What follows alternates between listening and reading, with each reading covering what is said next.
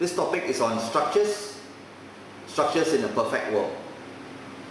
Now, the outline of the topic, structures that are around us, the function of structures, type of structure that we have, the classification of structures, and reinforcement. Okay, so structures around us, right? If I look around, you'll see natural structures, things like trees, spider webs, crabs, shell, the human skeleton. Okay, these are natural structures. What about man-made structures? Things like bridges, overhead bridges, chairs, okay, playgrounds. These are all man-made structures. They are all around us. So what is a structure? Structure is a supporting system designed for minimum movement. It should not move, right? It's made of members working together as a team to withstand loads and forces they are designed for. All structures resist forces, support loads, and hold things in the right place. You don't want a building to collapse, right? So what are the functions, right? So it's CPSS. So you have containing, spending, supporting, and protecting, right? So function of structure is to contain, to spend, to support, and to protect. Things like supporting. These are buildings, these are overhead bridges, structures that will support the load. We don't want a roof to collapse on us.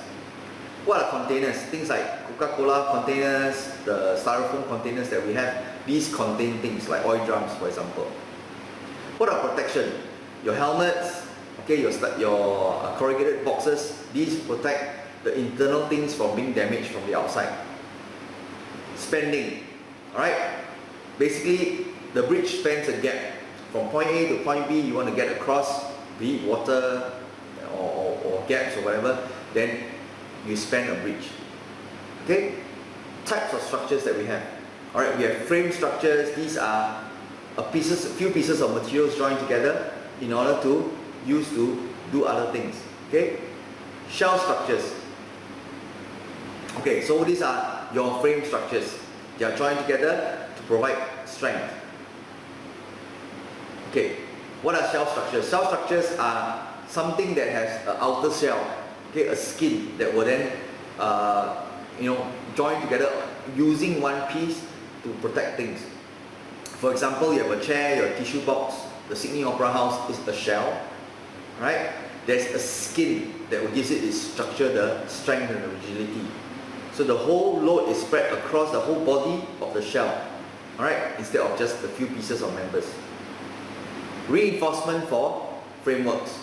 Okay, we have things like this thing called a brace. A brace is that corner brace, diagonal member that joins the horizontal and the vertical.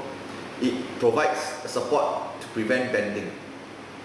For example, in this car, you see that there are seat brace, all right, at the back in order to protect the whole body shell from collapsing. Right? Structural brace in the MRT, you see that they have the brace that are joining up the roof. Right? Other reinforcement, we have the webs. These are at the corners, tiny little strip of materials that will, if you look at the classroom chairs, you see that there's this webs that are used in your chair. Right?